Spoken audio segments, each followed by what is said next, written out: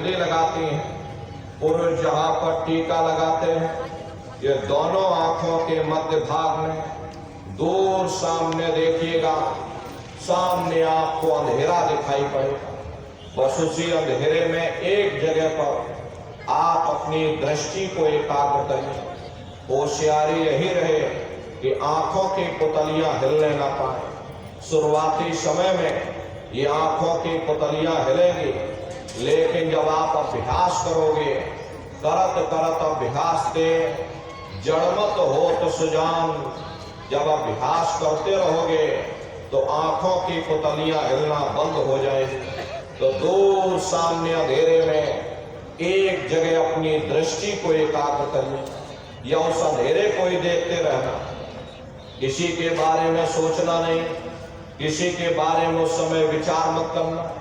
अपनी बुद्धि के तर्क वितर्क को एक किनारे पर रख देना।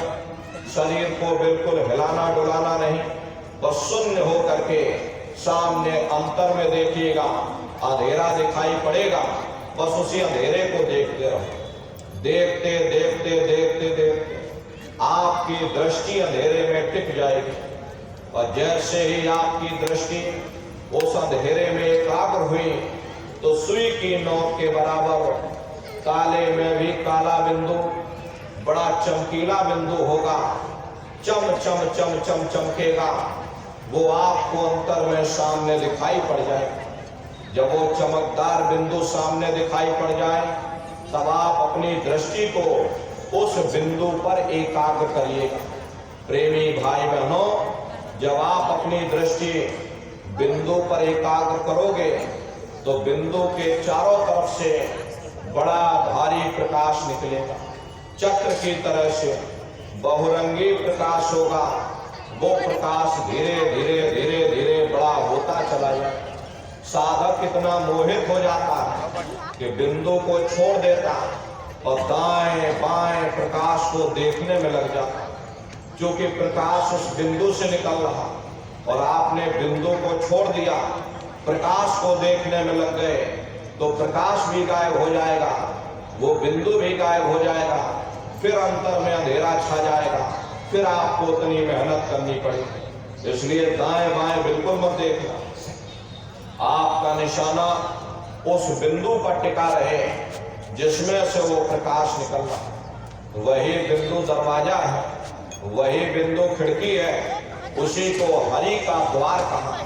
जब एक टक हो करके आप उस दरवाजे को देखते रहोगे तो धीरे धीरे वो दरवाजा खुलने लग जाए। बहुत विशाल वो हरिद्वार है।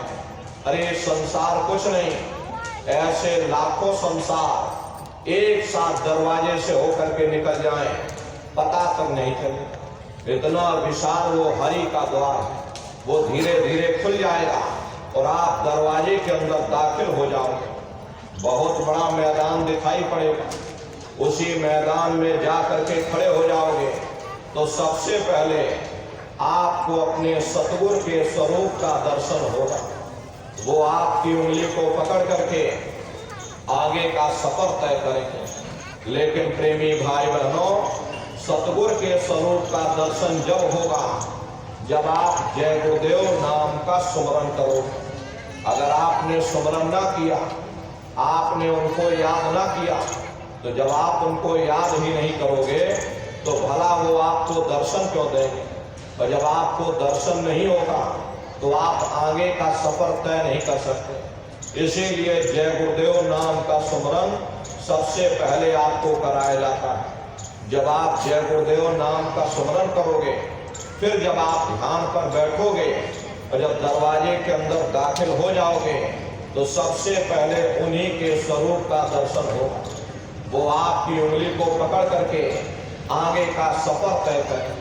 तो ये है ध्यान करने का तरीका। एक बार फिर से आप लोग समझ लो कैसे ध्यान करोगे। घर में पलथी मार करके और ढीले बदन से बैठिएगा, शरीर को जरा टाइट मत करिएगा।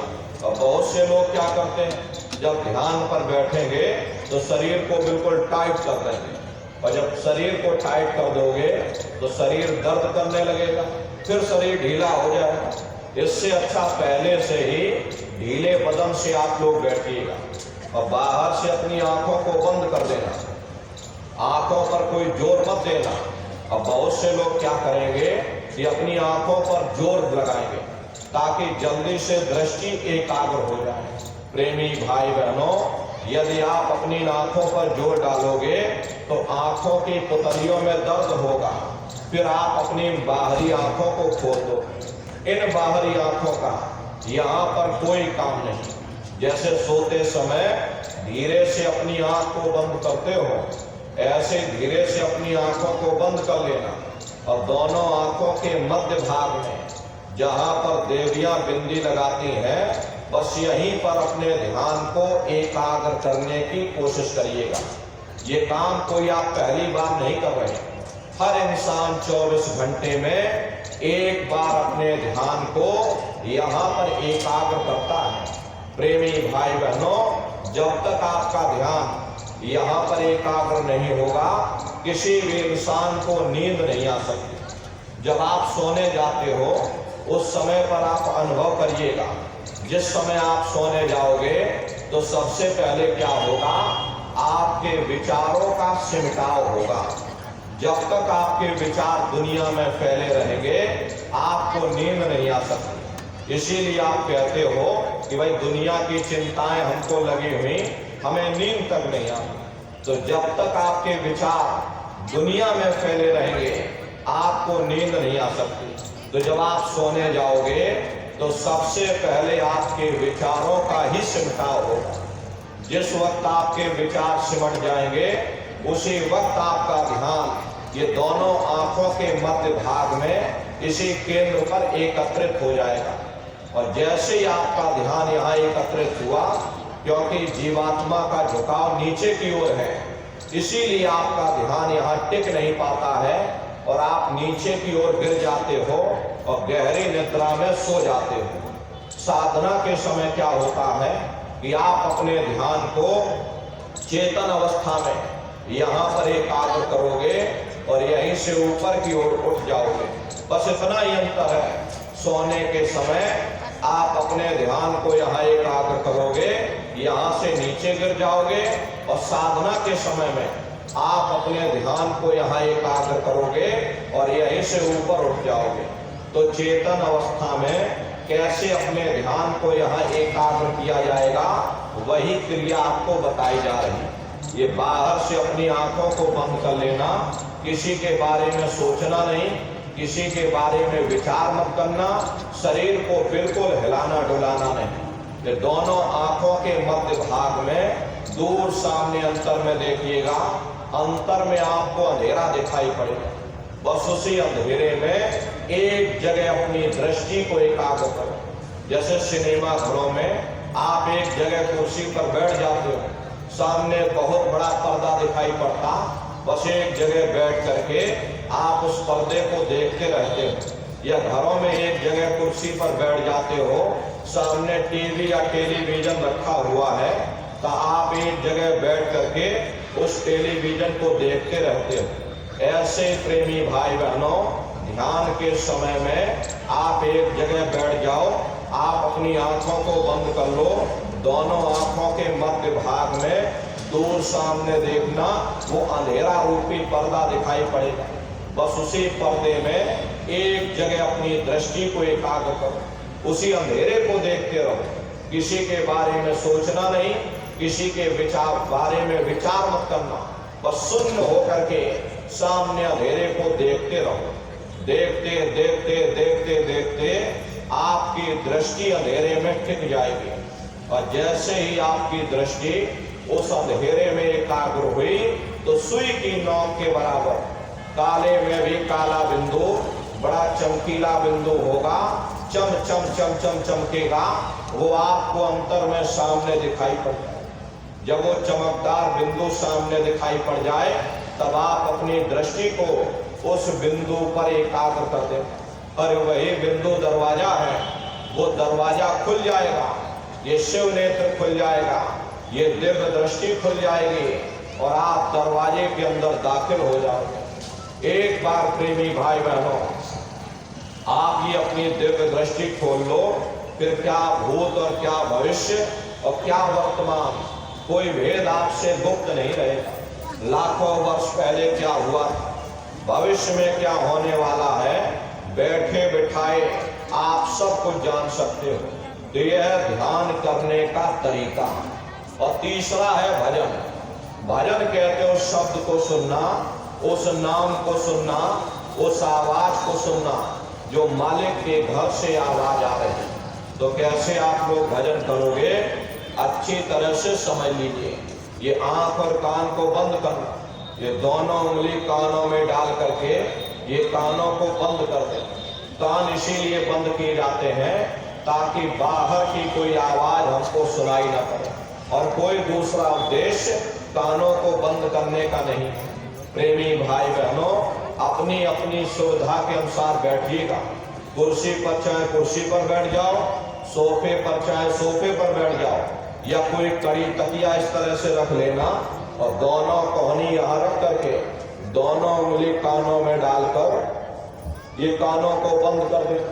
अब बहुत सी हमारी माताएं बहनें बूढ़े बुजुर्ग, आपके घुटनों में दर्द होता है या रीढ़ की हड्डी में दर्द होता है, आप बैठ करके भजन नहीं कर पाते हो तो आप लेट करके भजन करिएगा। ऐसे सीधे लेट जाओ और लेटे लेटे आंख और कान को बंद करो। मतलब तो आंख और कान को बंद करना है, चाहे लेट कर करो चाहे बैठ कर करो। यही कहा गया कि आंख कान मुख बंद कराओ, अनहद झिंगा शब्द सुनाओ। यानी पहले अपनी आंख को बंद करो, फिर अपने मुख को बंद करो, दोनों उंगली कानों में डाल करके ये कानों को बंद कर लो और ऊंचे से ऊंचा ध्यान दे करके गौर से उस आवाज को सुनने की कोशिश करो।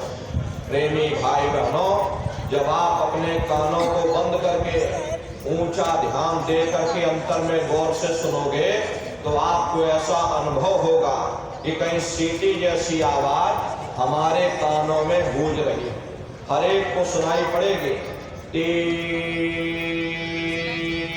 इस तरह से सीटी जैसी आवाज शुरू में आप सभी को सुनाई पड़ेगी। शाम को अपने अपने घरों में बैठिएगा, ये कानों को बंद कर लेना, गौर से आवाज को सुनना, तो सीटी जैसी आवाज सुनाई पड़ेगी। करना कुछ नहीं है, लेटे हो चाहे बैठे हो, आप सिर्फ उस आवाज को सुनते रहें और सुनते सुनते उसी में लीन हो जाओ। जब आप उसमें लीन हो जाओगे तो कुछ समय बाद में आपको दोबारा अनुभव होगा कि कहीं बड़ी दूर से एक महीन आवाज, घंटे और शंख की आवाज हमारे कानों में गूंज रही है। जैसे मंदिरों में घंटियां बजती हैं, टन टन टन टन, इस तरह से घंटे और शंख की आवाज सुनाई पड़ी। उसी घंटे शंख की आवाज को महात्माओं ने शब्द कहा। अरे आपकी धर्म पुस्तकों में लिखा है कि पोथी पढ़ पढ़ जग मुआ, पंडित भयानक होए, और 2.5 अक्षर प्रेम का पढ़े सो पंडित होए। दुनिया वाले कहते हैं कि 2.5 अक्षर का मतलब प्रेम है। अरे प्रेम नहीं है, प्रेम में तो मात्रा लगी हुई। यहाँ पर जिस 2.5 अक्षर का महात्माओं ने वर्णन किया वो है शब्द सा, आदा, बा और दा। उसी शब्द को महात्माओं ने नाम कहा। कलयुग केवल नाम आधारा, सुमिर सुमिर नर उतर ही पारा। कलयुग में केवल नाम का आधार है, वो नाम तुम्हारे अंदर दिन और रात धुनकारे दे रहा। प्रेमी भाई बहनों, यहाँ पर नाम भी 2 प्रकार के होते हैं। एक वर्णात्मक नाम होता है और दूसरा धुनात्मक नाम होता है। वर्णात्मक नाम वो है जो लिखने पढ़ने बोलने में आता, जैसे राम श्याम सीताराम, हरे रामा हरे कृष्णा, ये सभी वर्णात्मक नाम है। लेकिन संत महात्मा उस धुनात्मक नाम की महिमा गाते हैं जो न लिखने में आता है और न जवान से बोलने में आता, जो हर इंसान के अंदर दिन और रात धुनकारे दे रहा। तो उसी घंटे शंख की आवाज को महात्माओं ने शब्द या नाम कहा। उसी घंटे शंख की आवाज को मुसलमान फकीरों ने कलमा कहा। उसी घंटे शंख की आवाज को गुरु नानक साहब ने धुर की वाणी, अनहद वाणी, सच्ची वाणी कहकर याद किया। उसी घंटे शंख की आवाज को ईसा मसीह साहब ने वर्ड या लागस कहकर याद किया।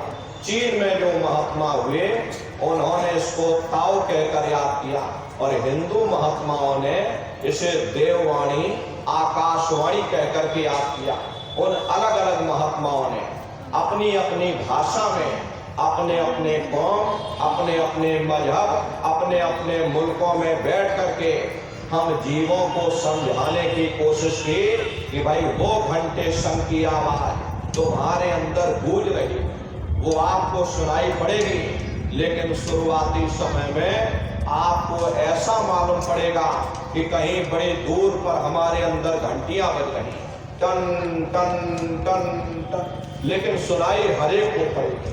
प्रेमी भाई बहनों, जब घंटे शंख की आवाज आपको सुनाई पड़ने लग जाए तब आप सीटी की आवाज को छोड़ देना और घंटे शंख की आवाज को पकड़ लेना, क्योंकि सीटी की आवाज सिर्फ एक माध्यम है, आपको असली आवाज तक पहुंचा देगी। और जब आपको असली आवाज मिल जाए, यानी घंटे शंख की आवाज सुनाई पड़ने लग जाए, तब आप उस आवाज को पकड़ लेना, उसको आप सुनने लग जाना। जब आप उसको सुनने लग जाओगे तो सीटी की आवाज धीरे धीरे बंद हो जाएगी और घंटे शंख की आवाज बढ़ने लगेगी। बढ़ते बढ़ते इस कदर बढ़ेगी कि आपके रोम रोम में घंटे और शंख की आवाज गूंजने लगेगी। अरे बड़ी घनघोर आवाज होती है, बड़ी मधुर वो आवाज होती है। ये जो दुनिया के संगीत और गाने आप लोग सुनते हो, ये संगीत उसके सामने कुछ नहीं है। जब आप उस रूहानी संगीत को सुनोगे, इतना भारी आनंद आपके ऊपर छा जाएगा, अरे इतनी खुशी आपको होगी, ऐसा नशा आपके ऊपर चढ़ जाएगा, इतना आप उस आवाज में खो जाओगे कि आप धीरे धीरे सारी दुनिया को भूल जाओगे। क्योंकि उस आवाज में कशिश है, वो शब्द चुंबक है, वो आपको अपनी ओर खींचेगा और जब खिंचाव होगा तो जीवात्मा का फैला हुआ प्रकाश ये 9 द्वारों से सिमटने लगेगा। अब ये 9 द्वार कौन कौन से हैं? देखो प्रेमी भाई बहनों, अच्छी तरह समझ लो। 2 आंख, 2 कान, 2 नाक के सुराख, 1 मुंह और 2 मलमूत्र का रास्ता, ये शरीर के 9 दरवाजे हैं। सबसे पहला दरवाजा गुदा चक्र आता है। गुदा चक्र में गणेश जी वास करते हैं। गणेश जी यहाँ के मालिक हैं। ये 4 दल का कवल है। यहाँ पर पृथ्वी तत्व पाया जाता है। उसके ऊपर इंद्रिय चक्र आता है। इंद्रिय चक्र में ब्रह्मा जी वास करते हैं। ब्रह्मा जी यहाँ के मालिक हैं। ये 6 दल का कवल है। यहाँ पर जल तत्व पाया जाता है। उसके ऊपर ये नाभि चक्र आता है। नाभि चक्र में विष्णु जी वास करते हैं। ये 8 दल का कवल है। यहाँ अग्नि तत्व पाया जाता है। उसके ऊपर ये हृदय चक्र आता है। हृदय चक्र में शिव जी वास करते हैं। ये 12 दल का कवल है। यहाँ वायु तत्व पाया जाता है। वास तो वो ऊपरी मंडलों में करते हैं, लेकिन उनका प्रकाश, उनकी किरणें इन चक्रों पर पड़ती हैं। उसी के ऊपर एक कंठ चक्र आता है। यहाँ आद्या महाशक्ति की किरणें पड़ती हैं और ये 16 दल का कवल है। और आप सबसे ऊपर, आपकी जीवात्मा सबसे ऊपर दोनों आंखों के मध्य भाग में बैठी हुई है, जहां पर देवियां बिंदी लगाती हैं और पुरुष जहां टीका लगाते हैं। ये बिंदी टीका यहाँ इसीलिए लगाया जाता है क्योंकि यहाँ जीवात्मा बैठी है, उसका श्रृंगार किया जाता है और कोई दूसरा कारण यहाँ पर बिंदी टीका लगाने का नहीं है। अरे लगाने को यहाँ लगा लो, यहाँ लगा लो, यहाँ लगा लो, लेकिन यहीं पर इसीलिए लगाया जाता है क्योंकि यहाँ जीवात्मा बैठी हुई है। यहाँ पर बैठ करके जीवात्मा अपने प्रकाश को नीचे के चक्रों में फैलाती है, जिससे आपका ये शरीर चलता है, आपके पैर चलते हैं, आपके हाथ चलते हैं, शरीर का हर एक अंग चलता है। तो जब आप भजन करोगे, घंटे शंख की आवाज को सुनोगे, तो उस आवाज में कशिश है, वो शब्द चुंबक है, वो आपको अपनी ओर खींचेगा और जब खिंचाव होगा तो जीवात्मा का फैला हुआ प्रकाश ये 9 द्वारों से सिमट करके यहाँ 10वें द्वार पर एकाग्र हो जाएगा, जहाँ ये जीवात्मा बैठी हुई है। और जैसे ही जीवात्मा का प्रकाश 9 द्वारों से सिमटकर 10वें द्वार पर एकाग्र हुआ, तुरंत वो शब्द जीवात्मा को खींच करके इस शरीर से अलग कर देंगे। फिर आप अपनी शरीर को देखिएगा कि हमारा शरीर ये पड़ा और हम ये खड़े। आप अपने ही शरीर से फिर अलग हो जाओगे। प्रेमी भाई बहनों, आप शरीर नहीं हो, आप एक जीवात्मा हो।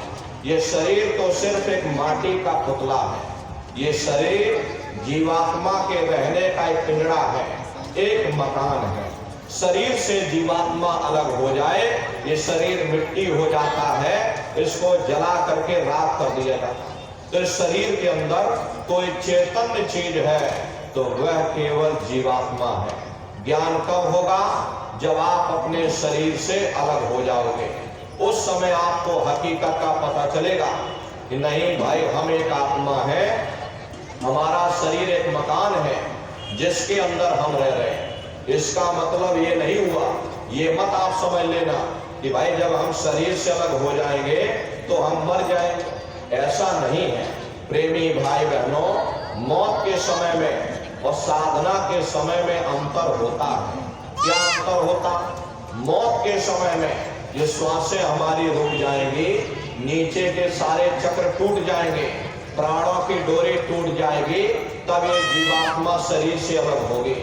साधना के समय क्या होता है?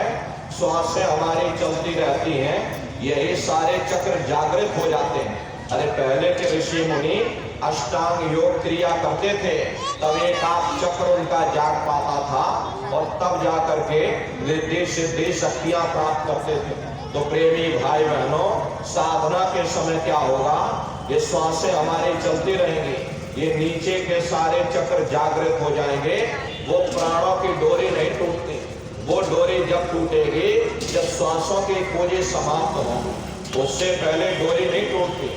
ये जीवात्मा शरीर से अलग हो जाएगी, लेकिन प्राणों की डोरी जीवात्मा और शरीर को बांधे रहती है। ये जीवात्मा शरीर से अलग होकर के और ब्रह्मांडों की सैर करके, आसमानों की उड़ान भर करके फिर अपने शरीर में वापस प्रवेश कर जाती है।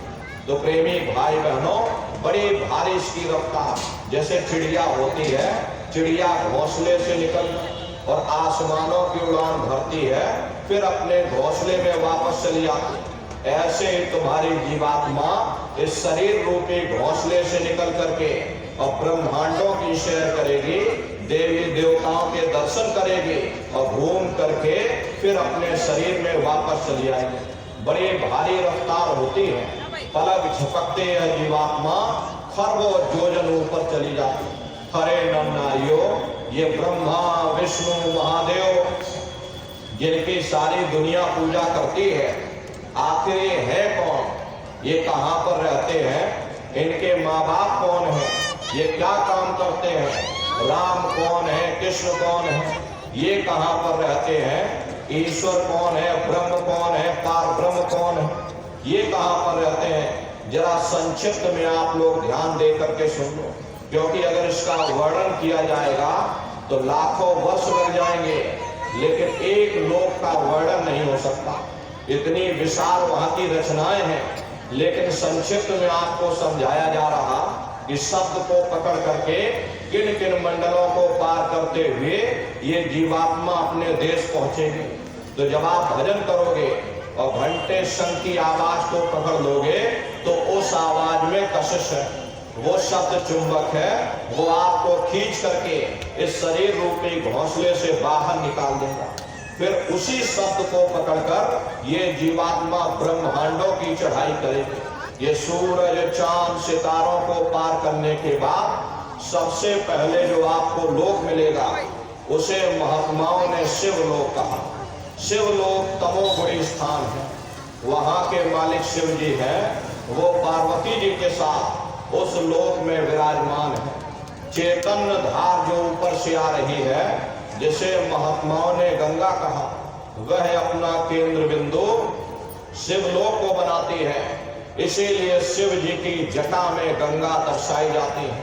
इस लोक में असंख्य जीवात्माएं रहती और ये सभी जीवात्माएं शिव स्वरूप में मौजूद होती हैं। जब आप भजन करोगे और घंटे शंख की आवाज को पकड़ करके जब आप शिव लोक में पहुंचोगे और शिव जी का जब प्रत्यक्ष दर्शन करोगे तो आपका स्वरूप भी शिव के समान यानी कि शिव स्वरूप हो जाएगा। जो शक्तियां शिव जी को प्राप्त होती हैं वही शक्तियां आपको भी प्राप्त हो जाएंगी। प्रेमी भाई बहनों, उन शक्तियों को प्राप्त कर लेने के बाद साधक के मन में बड़ा भारी गुमान पैदा हो जाता, मन में अहंकार पैदा हो जाता। साधक का मन करने लगता है कि किसी को आशीर्वाद दे दिया जाए या किसी को श्राप दे दिया जाए। यदि उस समय पर साधक आशीर्वाद और श्राप देने में लग जाएगा, हालांकि उसका आशीर्वाद और श्राप वो फलीभूत हो जाएगा, लेकिन जो शक्तियां उसको मिली हैं वो शक्तियां फिर कम पड़ जाएंगी, फिर ये साधक ऊपर नहीं चढ़ पाएगा।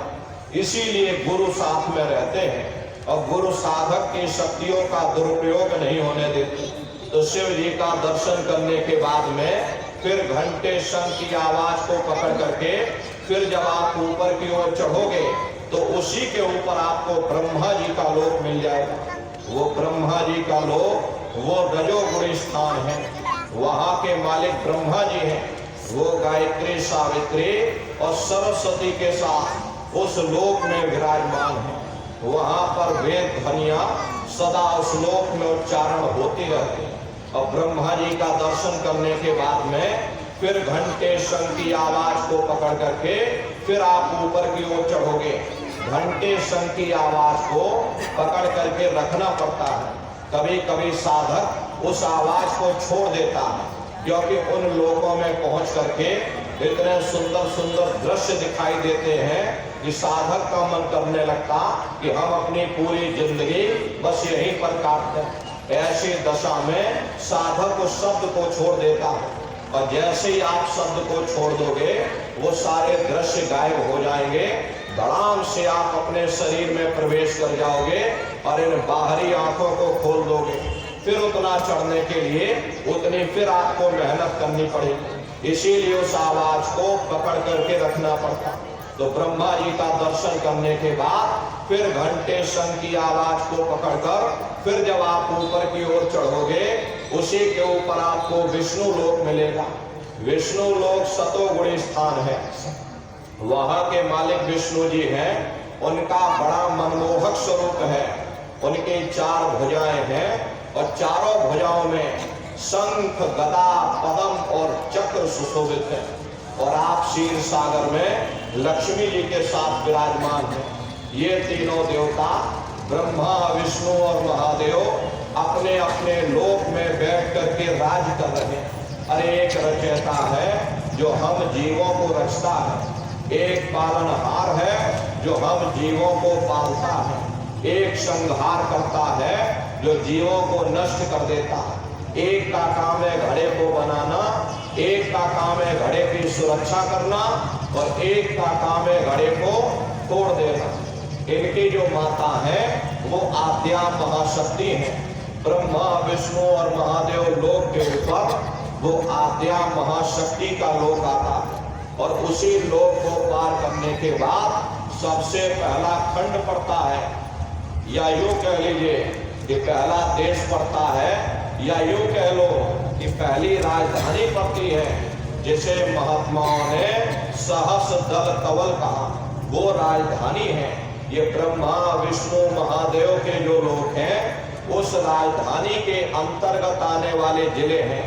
जैसे आपके उत्तर प्रदेश की राजधानी लखनऊ है और बाकी सभी जिले हैं, इसी तरह प्रेमी भाई बहनों वो ब्रह्मा, विष्णु और महादेव के जो लोक हैं उस राजधानी के अंतर्गत आने वाले जिले हैं।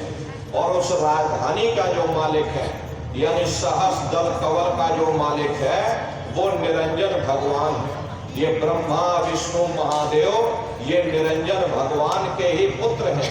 और ये आद्या महाशक्ति ये निरंजन भगवान की अर्धांगिनी है। और निरंजन भगवान स्वयं तीनों लोकों के मालिक हैं। इन्हीं को त्रिलोकीनाथ कहा गया। ये वही निरंजन भगवान है जिन्होंने तपस्या करके वरदान के रूप में जीवात्माओं का छोटा सा भंडार मांग लिया और कर्मों का कानून बना करके जीवात्माओं को संसार में उलझा दिया। ये वही निरंजन भगवान है। इन्हीं को दुनिया ईश्वर कहती है, हिंदू इन्हीं को परमात्मा कहते हैं, मुसलमान उन्हीं को खुदा कहते हैं और ईसाई उन्हीं को गॉड कहते हैं। हरे प्रेमी भाई बहनों, ये घंटे और शंख की आवाज जो हर इंसान के अंदर गूंज रही, वो आवाज उन्हीं के मुखार बिंद से हो रही। निरंजन भगवान का जो स्वरूप है वो ज्योतिष स्वरूप है। हजार बाती की अखंड ज्योति वहां पर बराबर जल रही है। और हम लोग मंदिरों में ज्योत जलाते हैं, उस ज्योत में तेल की जरूरत पड़ती है, बाती की जरूरत पड़ती है, लेकिन वो अखंड ज्योति ऐसी है जिसमें ना तेल की जरूरत है और ना बाती की जरूरत है। पलटू साहब ने जिक्र किया है कि उल्टा कुआ गगन में तिसमें जरे चिराग और तिसमें जरे चिराग, बिना रोगन बिन बाती, अक्षय ऋतु 12 मास जलत रहे दिन राती, और सतगुरु मिले जो होए ताहि की नजर में आवे, और बिन सतगुरु नहीं कोई वाह को दर्शावे। वो अखंड ज्योति ऐसी है जिससे पूरा ब्रह्मांड प्रकाशवान हो रहा। न जाने कितने ऋषि मुनि, न जाने कितने पीर पैगंबर औलिया उस ज्योत पर कुर्बान हुए बैठे। प्रेमी भाई बहनों, वो सहस्त्र कवल आपकी राजधानी है। जितनी भी अवतारी शक्तियां आई, राम आए, राम को वहीं से नीचे उतारा गया। इसीलिए उस देश को अयोध्या नगरी भी कहा जाता है। और जितने देवी देवता ब्रह्मा विष्णु महादेव आदि की उत्पत्ति वहीं से हुई। अरे गोस्वामी जी महाराज चित्रकूट के बगल में राजापुर में गोस्वामी जी महाराज का जन्म हुआ। गोस्वामी जी महाराज ने जब साधना किया तो साधना करके जब ऊपर गए, तभी उन्होंने अपनी धर्म पुस्तक में लिख दिया कि अति विचित्रता लोक अनेका, रचना अधिक एक तेका। विचित्र विचित्र भाव के लोग, एक से सुंदर एक महल वहां पर बने, जिनके फर्श पर न जाने कितना सोना चांदी और कितने हीरे जवाहरात जड़े हुए। प्रेमी भाई बहनों, वहां के बाग और बगीचों की सुंदरता देखोगे, अरे ये बाग बगीचा कुछ नहीं, वहां का एक एक पेड़ लाखों लाख जोजन मील की बुलंदी रखता है। एक पेड़ को आप देखोगे लाखों वर्ष लग जाएंगे, लेकिन एक पेड़ की लंबाई पूरी नहीं देख पाओगे। इतनी विशाल वहां की रचना है। जब साधक वहां खड़े होकर के देखता तो देखता ही रह जाता, ये क्या ईश्वर की लीला है, कैसी उसकी कारीगरी, अनंत उसकी सत्ता, अनंत ही उसका प्रकाश। अरे नारियों, उसी आनंद को पा करके बड़े बड़े राजे महाराजाओं ने अपने राजकाज पर ठोकरें मार दी और जंगलों में जाकर के नंगे हो करके नाचने लगे। कितना आनंद, कितनी खुशी उन साधकों को चढ़ती होगी, ये वही जान सकता, कोई दूसरा इस चीज को नहीं समझ सकता। तो गुरु की दया और कृपा से ये जीवात्मा वहां पहुंची, वहां के धनी का दर्शन किया, फिर दूसरे मंडल के शब्द को पकड़ करके ये जीवात्मा दूसरे मंडल की चढ़ाई करती है। श्याम तज श्वेत को गहना, सुरत को तान धुन सुनना, और बंक के द्वार धस बैठो और त्रिकुटी जाए कर लेना। इसी के ऊपर दूसरा देश आता है जिसे महात्माओं ने त्रिकुटी देश कहा। वहां के जो मालिक हैं वो ब्रह्म है। वहीं से मन और माया की उत्पत्ति हुई। वहीं से तीन गुण, रजोगुण तमोगुण सतोगुण, तीनों गुणों की उत्पत्ति वहीं से हुई। ये जो आपके वेद हैं, वेदों को सारी दुनिया पढ़ती है, अरे वेदों की भी उत्पत्ति उसी स्थान से हुई है। वहां के धनी को प्राण पुरुष भी कहा जाता, क्योंकि प्राणों की भी उत्पत्ति वहीं से हुई है। अरे महात्मा कहते हैं कि त्रिकुटी महल में विद्या सारा, धन हर गरजे बजे नगारा, लाल वरण सूरज उजियारा। वहां पर दो धुने, बादलों की गर्जन और मृदंग की आवाज उस लोक में बराबर गूंजती रहती है। जैसे पहले स्थान पर घंटे और शंख की आवाज गूंजती है, ऐसे दूसरे स्थान पर यानी कि ब्रह्म देश में बादलों की गर्जन और मृदंग वहां पर बजता रहता। मृदंग की आवाज को सुन करके जीवात्मा मस्त होकर के नाचने लगती है। और ब्रह्म का जो स्वरूप है वो सुबह के लाल सूर्य के समान है, लाल वरण सूरज उजियारा। ब्रह्म का जो स्वरूप है वो सुबह के लाल सूर्य के समान। इसीलिए प्रेमी भाई बहनों, वहां का पूरा ब्रह्मांड लाल है। ये सूरज कुछ नहीं है, ऐसे लाखों लाख सूर्य इकट्ठे करोगे तो वहां का एक सूर्य बनेगा। ब्रह्म का जो स्वरूप है वो सुबह के लाल सूर्य के समान है, इसीलिए वहां का पूरा ब्रह्मांड ही लाल है। जहां तक आपकी निगाह जाएगी ब्रह्म देश में चारों तरफ आपको लाल ही लाल नजर आएगा। अरे मीराबाई जब साधना करके वहां पहुंची तभी मीराबाई ने लिख दिया कि लाली मेरे लाल की जित देखूं तो लाल, और लाली देखन में गई और मैं भी हो गई लाल।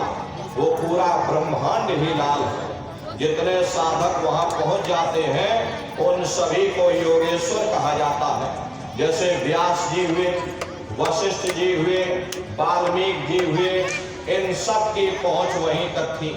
इसीलिए कहा गया कि वाल्मीकि भय ब्रह्म समाना। जब इनकी जीवात्मा वहां पहुंची और जब इन्होंने ब्रह्म का दर्शन किया तो इनका स्वरूप भी ब्रह्म के समान यानी कि ब्रह्म स्वरूप हो गया। तो जितने साधक वहां पहुंच जाते हैं उन सभी को योगेश्वर कहा जाता है। योगेश्वर भगवान श्री कृष्ण उसी देश में वास करते हैं। ये जो ब्रह्म देश है वो श्री कृष्ण भगवान का ही देश है और श्री कृष्ण भगवान वहीं पर रहते हैं। अरे बाहर की जन्माष्टमी नहीं है। अरे महात्माओं ने कहा था भाई सही मायने में तुम जन्माष्टमी कब मनाओगे? जब तुम्हारी ये जीवात्मा 5 तत्व जल पृथ्वी अग्नि वायु आकाश और 3 गुण रजोगुण तमोगुण सतोगुण 5 तत्व 3 गुणों से परे होकर के जब कृष्ण भगवान का दर्शन कर लेगी, ब्रह्म देश में पहुंच करके जब वहां कृष्ण भगवान का दर्शन कर लेगी तब सही मायने में जन्म अष्टमी मनाई जाएगी। वहां कृष्ण भगवान का दर्शन करने के बाद फिर यही जीवात्मा तीसरे मंडल के शब्द को पकड़ करके तीसरे मंडल की चढ़ाई करेगी। आगे पहुंची सुन झंकार, ररंकार धुन सुनी पुकार, आगे श्वेत शून्य है भाई और मान सरोवर पैठ नहाई। इसी के ऊपर तीसरा देश आता है जिसे महात्माओं ने शून्य देश कहा। उसी को रारंग देश कहा जाता, उसी को अक्षर और नेति कहा जाता। वहां के जो मालिक हैं वो रारंग पुरुष यानी कि पार ब्रह्म पुरुष हैं। वहां किंगरी और सारंगी 2 धुनें उस लोक में गूंजती रहती हैं और पार ब्रह्म पुरुष का जो स्वरूप है वो पूर्णमासी के चंद्रमा के समान बड़ा ही मनमोहक स्वरूप है। प्रेमी भाई बहनों, इसी स्थान पर एक बहुत बड़ा अमृत का सरोवर है। जब ये जीवात्माएं वहां पर पहुंच करके उस अमृत के सरोवर में स्नान करती हैं तो जन्म जन्मांतरों के मैले पाप कर्म साफ हो जाते हैं। अरे यहाँ के पानी से तुम्हारे कर्मों की सफाई नहीं होने वाली। ये बाहर का पानी तुम्हारे शरीर के मैल को धो सकता है, लेकिन जो पापों का मैल है, जो अंतःकरण में गंदगी जमा, वो जब साफ होगी जब आप तीसरे मंडल पर पहुंच करके उस गंगा में डुबकी लगाओगे। उसमें स्नान करने के बाद ये जीवात्मा हंस रूप हो जाती है। हंसन मिले हंसा हो जाए, मिले जो अमी आहारा है। जीवात्मा का खुद का प्रकाश उस अमृत के सरोवर में स्नान करने के बाद 16 सूर्य के बराबर हो जाता। तो फिर यही जीवात्मा फिर शब्द को पकड़ करके चौथे मंडल की चढ़ाई करती है। 2 पर्वत के संग निहारो और भंवर गुफा ते संत पुकारो। 2 पर्वतों को पार करने के बाद वो बड़ा सुंदर देश आता है जिसे महात्माओं ने भंवर गुफा कहा। वहाँ के जो मालिक हैं वो सोहन पुरुष हैं। वहाँ बंशी यानी मुरली की मधुर ध्वनियां सदा उस लोक में उच्चारण होती रहती हैं। और सोहन पुरुष का जो स्वरूप है वो दोपहर के सूर्य के समान महाप्रकाशवान स्वरूप है। स्वरूप में अंतर है। पहले स्थान पर निरंजन भगवान का जो स्वरूप था वो ज्योतिष स्वरूप था। दूसरे स्थान पर ब्रह्म का जो स्वरूप है वो सुबह के लाल सूर्य के समान है। तीसरे स्थान पर पार ब्रह्म का जो स्वरूप है वो पूर्णमासी के चंद्रमा के समान है। और चौथे स्थान पर सोहम पुरुष का जो स्वरूप है वो दोपहर के सूर्य के समान महाप्रकाशवान स्वरूप है। वहाँ के धनी का दर्शन करने के बाद ताके परे धाम सतनामा और 3 बजे सतलोक ठिकाना। सोहम देश के ऊपर वो 5वां देश आता है जिसे महात्माओं ने सचखंड देश कहा। वो सचखंड देश अजर अमर अविनाशी सदा एक रस रहने वाला देश है। वहाँ न काल है, न कर्म है, न दुख है, न संताप है, न पुण्य है, न पाप है। जो जीवात्माएं वहाँ पहुँच जाती हैं हमेशा के लिए जन्म मरण के बंधनों से आजाद हो जाती। वहाँ के जो मालिक हैं वो सत्पुरुष भगवान हैं जिनके रोम रोम में खरबों खरब सूरज चांद सितारे प्रकाशवान। अरे वही हमारे आपके सच्चे मालिक हैं, वही हमारे आपके सच्चे पिता हैं। हमको आपको वहीं से नीचे उतारा गया, फिर शब्द को पकड़ करके हम लोगों को अपने देश सचखंड में वापस पहुंचना। शब्द शब्द पौड़ी पर चढ़कर और पहुंचो सचखंड सतनाम। शब्द की सीढ़ी हर मंजिल पर लगा रखी। आपने भजन किया, घंटे शंख की आवाज को पकड़ा तो आप पहले स्थान पर पहुंच जाओगे। वहीं से दूसरे मंडल का शब्द सुनाई पड़ेगा, उसको आप पकड़ लोगे तो आप दूसरे मंडल पर चढ़ जाओगे। वहीं से तीसरे मंडल का, ऐसे शब्द दर शब्द मंजिल दर मंजिल ये जीवात्मा अपने देश सचखंड में वापस पहुंच जाती। तो शब्द का पकड़ में आएगा जब आप भजन करोगे।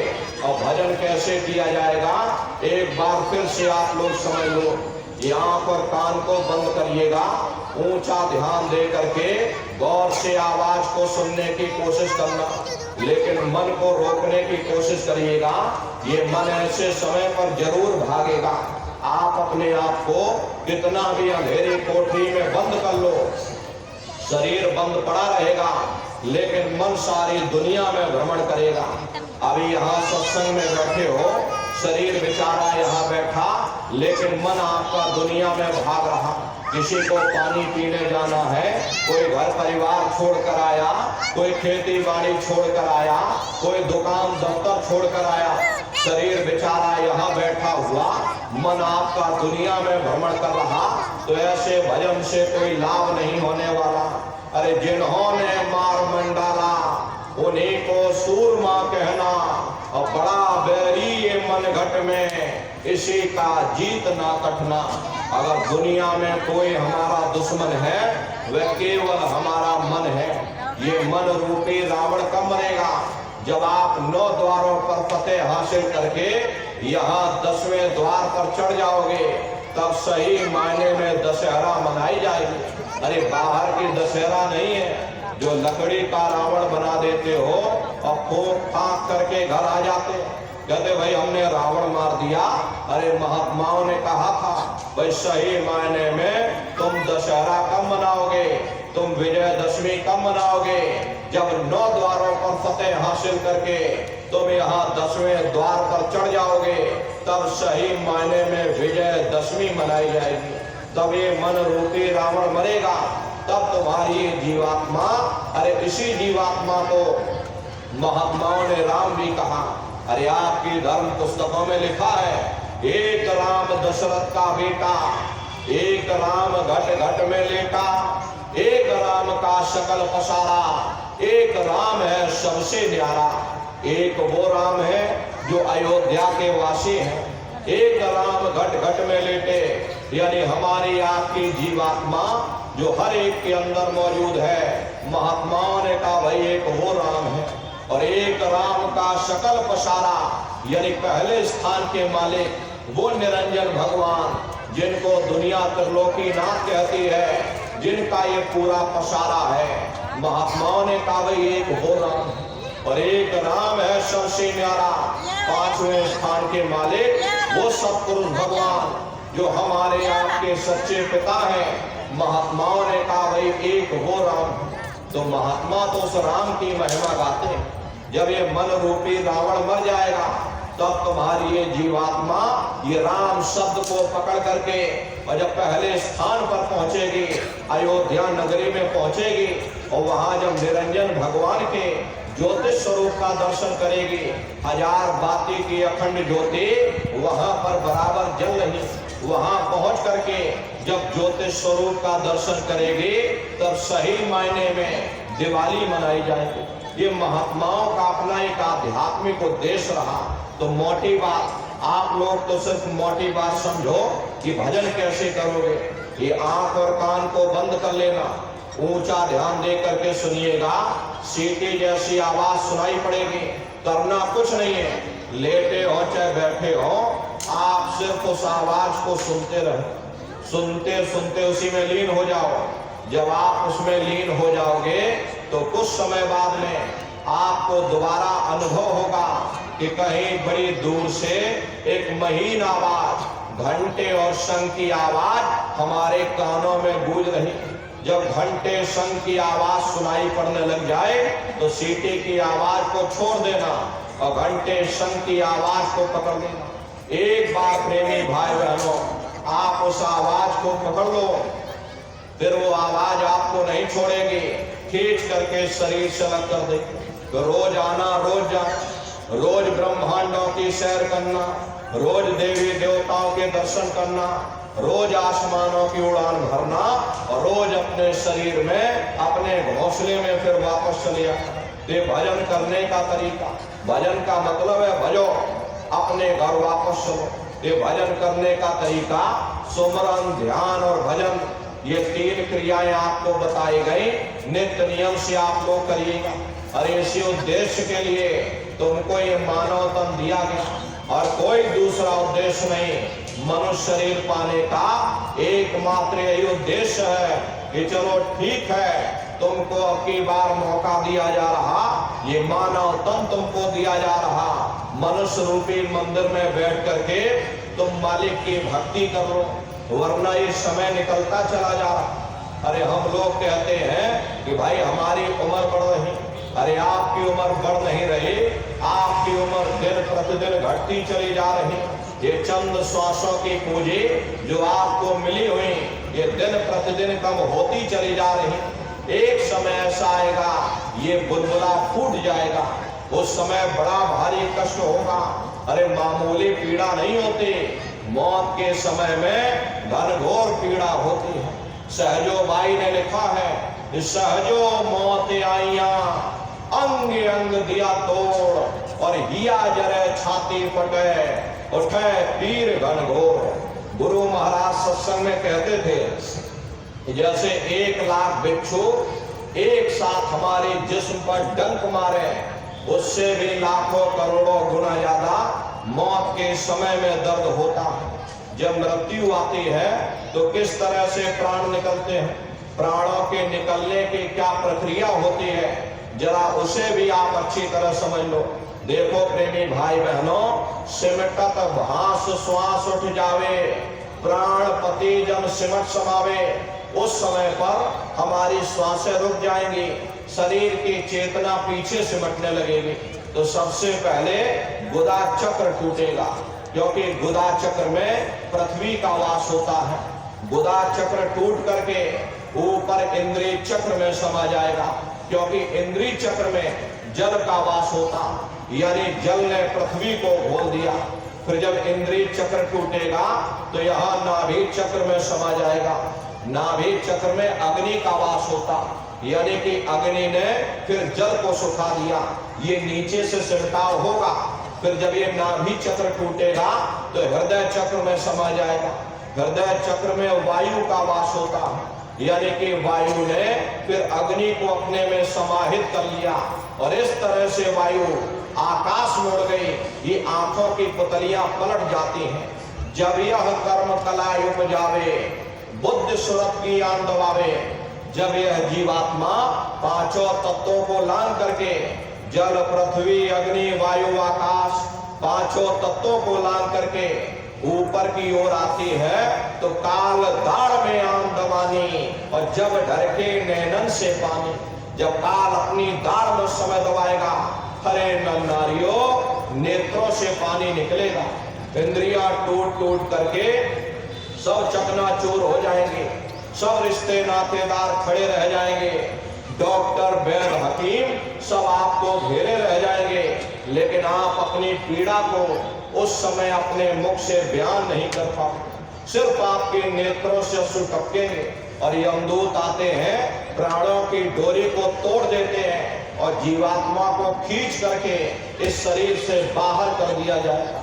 और जैसे ही प्राणों की डोरी टूटी, जीवात्मा शरीर से अलग हुई, ये शरीर तुम्हारा मिट्टी हो जाएगा। फिर उस मिट्टी को एक रात अपने घर में कोई रखने को तैयार नहीं होता। आपके कितने सगे संबंधी क्यों ना हो, खास नात रिश्तेदार क्यों ना हो, सारी जिंदगी उनके साथ क्यों ना बिता दी हो, फिर भी उस मिट्टी को एक रात अपने घर में रखने के लिए आप तैयार नहीं होते। कहते भाई जल्दी करो, अब इनकी शक्ल देखने में हमको डर लग रहा है, इसलिए जल्दी से बाजार से कफन खरीद के लाओ, जल्दी से लकड़ियां खरीद के लाओ, जल्दी से चिता तैयार करो, हर इनको यहाँ से जल्दी से ले जाओ, वहीं शमशान भूमि पर जला देना। ये जो इनके कपड़े लत्ते घर में पड़े हुए, ये कपड़े लत्ते भी उठा ले जाओ, वहीं शमशान भूमि पर जला देना। जिस बिस्तर पर ये लेटे रहे, अरे बिस्तर भी अशुद्ध हो गया है, इनकी छुई हुई चीज अब हमको घर में एक नहीं चाहिए, इसलिए इनका बिस्तर भी यहाँ से उठा ले जाओ, वहीं शमशान भूमि पर जला देना। लेकिन उसने कोई सोने की अंगूठी पहनी होगी, उसको धीरे से उतार कर तुम जेब में रख लोगे, बस वही एक अशुद्ध नहीं होगा, बाकी सब अशुद्ध हो जाएगा। अरे इसीलिए महात्मा कहते हैं भाई कुटुंब परिवार मतलब का और बिना धन पास नहीं जाए। ये रिश्ते नातेदार, ये कुटुंब परिवार वाले, ये सब स्वार्थ के संगी साथी हैं। अरे नारियों, आज तुम्हारी जेब में पैसा है तो सब जैसे तैसे तुमसे रिश्तेदारियां कायम कर लेंगे। आज आपकी जेब खाली हो जाए तो बेटा बाप को बाप कहने के लिए तैयार नहीं होता। आप रोज कचहरियों में मुकदमों का हाल देखते हो। यदि किसी पिता ने बंटवारा करते समय किसी बेटे को 1000 रुपया कम दे दिया या 1 बीघा जमीन कम दे दी, तो बेटा बाप का दुश्मन बन जाता, उसे ले जाकर कचहरियों में खड़ा कर देता। अरे अपना यहाँ क्या है, ये स्वार्थ के संगी साथी कोई तुमको याद करने वाला नहीं रहेगा। अरे 13 दिन बाद 13वीं मना दोगे, लड्डू पूड़ी पकवान बना करके खिला दोगे, वो भी इसीलिए मनाओगे कि अपनी प्रतिष्ठा को बचाए रखने के लिए, समाज में अपना मान सम्मान बचाए रखने के लिए थोड़ा बहुत तुम खर्चा कर दोगे, फिर कोई तुमको याद करने वाला नहीं रहेगा। अभी बूढ़े बुजुर्गों से पूछा जाए क्या तुमको तुम्हारे माँ बाप की याद आती है, कहेंगे भाई नहीं आती। अरे क्यों नहीं आती, तुम्हारे माँ बाप थे, तुमको पाला पोसा बड़ा किया, खुद भूखे रहे होंगे, तुम्हारा पेट पाला होगा, तुमको तुम्हारे माँ बाप की याद क्यों नहीं आती? क्योंकि तुम्हारे सामने तुम्हारे लड़के बच्चे हो गए, तुम्हारे नाती पोता पंती संती हो गए, इसलिए तुम अपने माँ बाप की यादों को भूल गए और नई यादों में बस गए। ऐसे ही प्रेमी भाई बहनों, एक दिन सब तुमको भूल जाएंगे, कोई तुमको याद करने वाला नहीं। अरे जिस जात और बिरादरी के लिए तुम लड़ते झगड़ते रहते हो, वही जात बिरादरी वो शमशान भूमि पर जलकर राख हो जाएगी। जिस नाम रुतबा शानो शौकत में तुम इतराते रहते, वही नाम रुतबा शानो शौकत वो सब शमशान भूमि पर जलकर खाक हो जाएगा। ये कहानी आपकी वहां समाप्त हो गई। उधर देखो क्या होता है, तुम्हारी जीवात्मा को ले जाकर ऊपर धर्मराज की कचहरी में वहां पेश कर दिया जाए। वहां पलक झपकते ही तुम्हारे अच्छे बुरे कर्मों का हिसाब किताब हो जाए। धर्मराज तुमको सजा सुना देंगे, ले जाओ इनको फलाने नरक में डाल दो, क्योंकि इनको मैंने मौका दिया था जब ये माँ के घर में उल्टे लटके हुए थे। उस समय परमात्मा के सामने अरदास करते थे कि हे परमात्मा मुझे एक बार मौका दे दो, हे परमात्मा मुझे एक बार मनुष्य शरीर दे दो, हम भजन करेंगे, भक्ति करेंगे, हम अपनी जीवात्मा का कल्याण करेंगे। लेकिन परमात्मा ने जब तुम्हारी पुकार सुन ली, तुमको ये मनुष्य रूपी किराए का मकान दे दिया और कह करके तुमको भेजा था कि भाई ये किराए का मकान है, इसको तुम अपना मत समझ लेना, अगर तुम्हारा होता तो हमेशा तुम्हारे पास रहता। ये तुम्हारा नहीं है, ये मैंने तुमको ये किराए का मकान कुछ समय के लिए दिया है। तुम अपनी जीवात्मा को मेरे किराए के मकान में बैठा करके उस मालिक की भक्ति करके अपनी जीवात्मा को जगाकर अपने घर वापस पहुंचा देना। जब समय पूरा होगा मेरे सिपाही आएंगे, उस समय पर तुम मेरे मकान को खाली कर देना। लेकिन जैसा साफ सुथरा मैंने तुमको किराए का मकान दिया है, वैसा साफ सुथरा तुम मुझको वापस कर देना।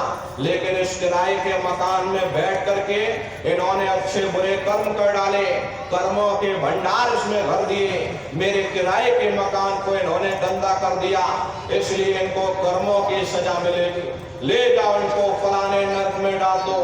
अरे महात्मा कभी झूठ नहीं बोलते। महात्माओं ने जब साधना किया, साधना करके जब ऊपर गए और ऊपर जा करके जब उन्होंने नरकों का हाल देखा, तो हमारी आपकी जानकारी के लिए उन्होंने उन किताबों में लिख दिया कि लोह के खम्भ तपक के माही, और जहां जीव को ले चिपकाई वहां लोहे के खंभे अग्नि से धधक धधक कर लाल हो रहे। ऐसे खोटे जीवों को उन खंभों में चिपकाया जाता है, जीव हाय हाय करके तड़पता है। अरे तड़प तड़प जीव जुलम बुखारी, और तपत खम्भ दुखी उपजे भारी। असहनी वेदना होती है, असहनी दुख दर्द होता, जीव वहां रोता चिल्लाता रहता, वहां कोई तुम्हारी पुकार सुनने वाला नहीं, कोई तुम्हारे दर्द भरी आवाज को सुनने वाला नहीं। अरे नन्नारियों, ये दुर्दशा क्यों हो गई? क्योंकि हम लोग मनमुखी हो गए, मन के कहे पर चलने लगे, मन के कहे पर चल करके अच्छे बुरे कर्म करने लगे।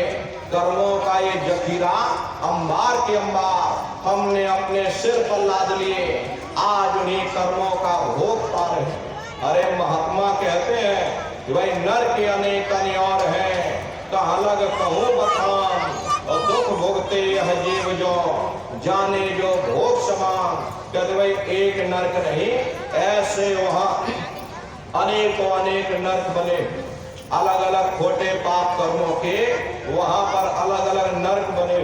ये जीव अपने अपने कर्म के अनुसार अनंतों अनंत युगों तक नरकों की यातनाएं भोगता रहता, और नरकों की यातनाएं भोगने के बाद में इसी जीवात्मा को सीधे मनुष्य शरीर नहीं दिया जाता, बल्कि इसे 4 खान 84 लाख योनियों में फिर डाला जाएगा।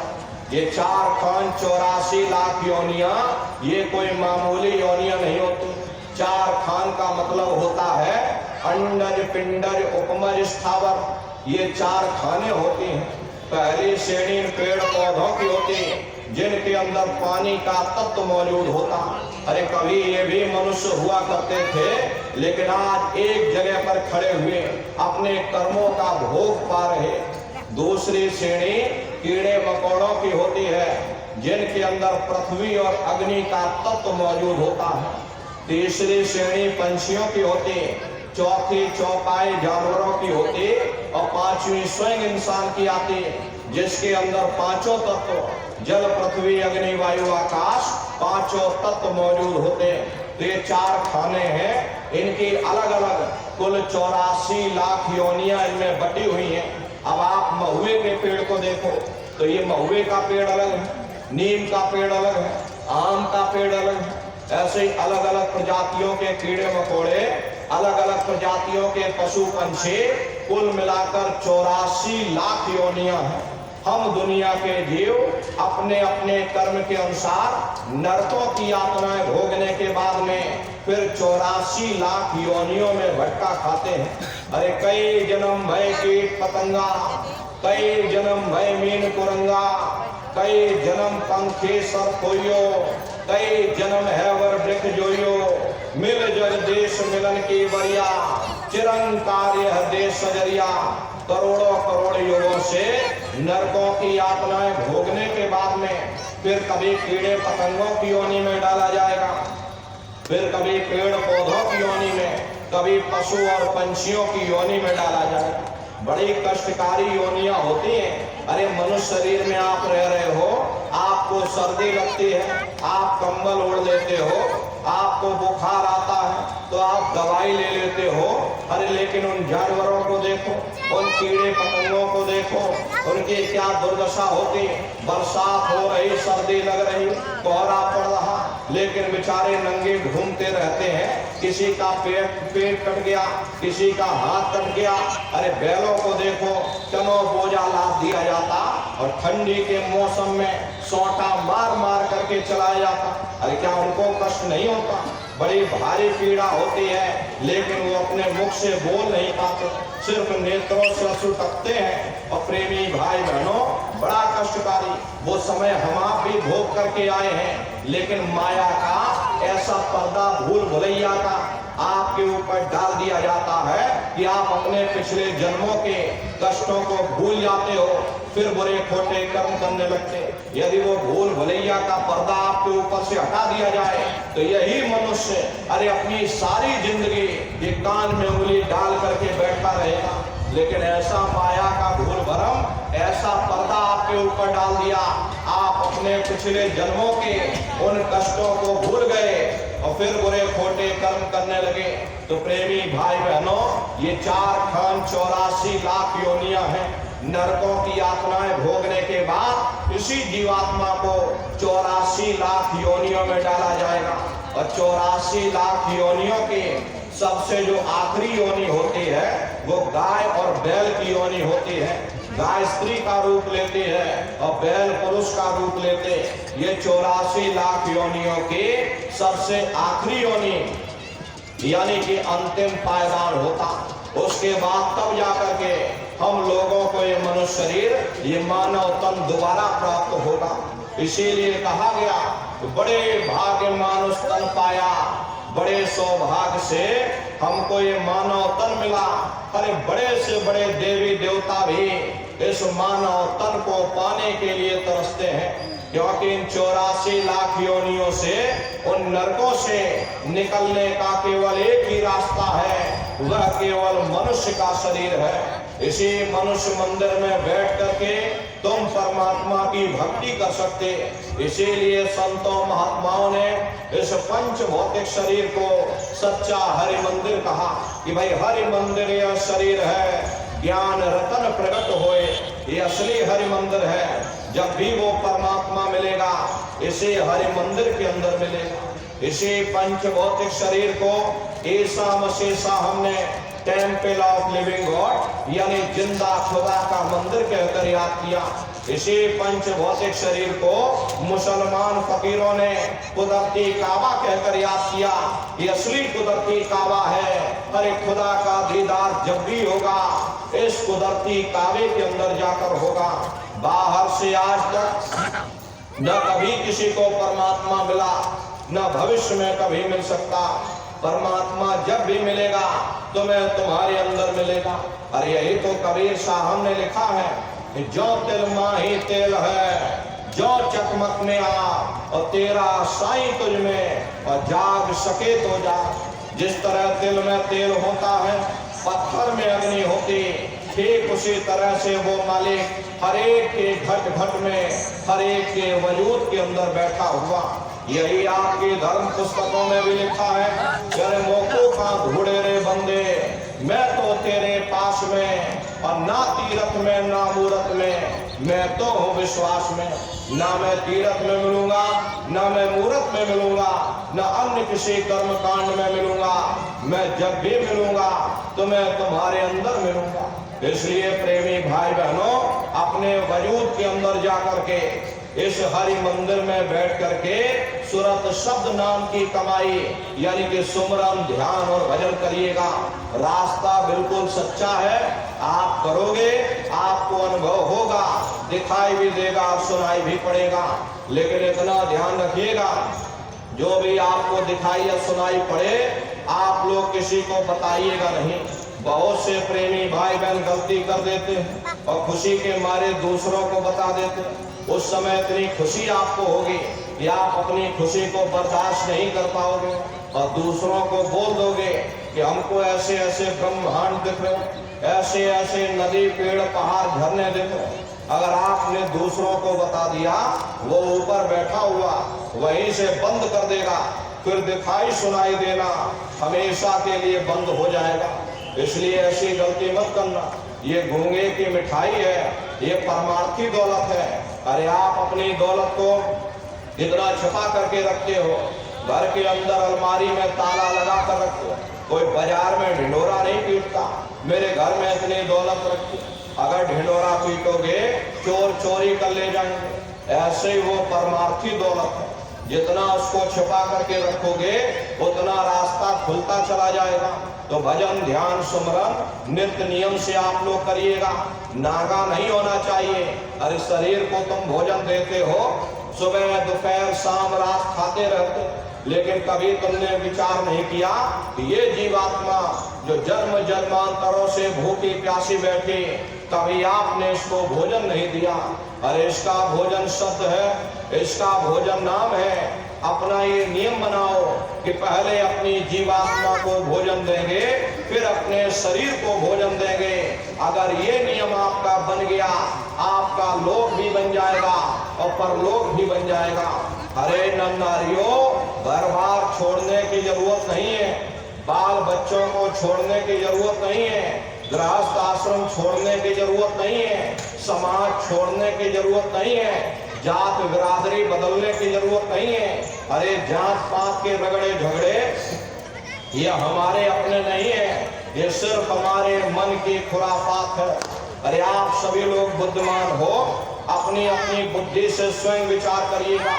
जब गुरु नानक साहब नहीं आए थे तब कोई सिख नहीं था, जब मोहम्मद साहब नहीं आए थे तब कोई मुसलमान नहीं था, जब ईसा मसीह साहब नहीं आए थे तब कोई ईसाई नहीं था।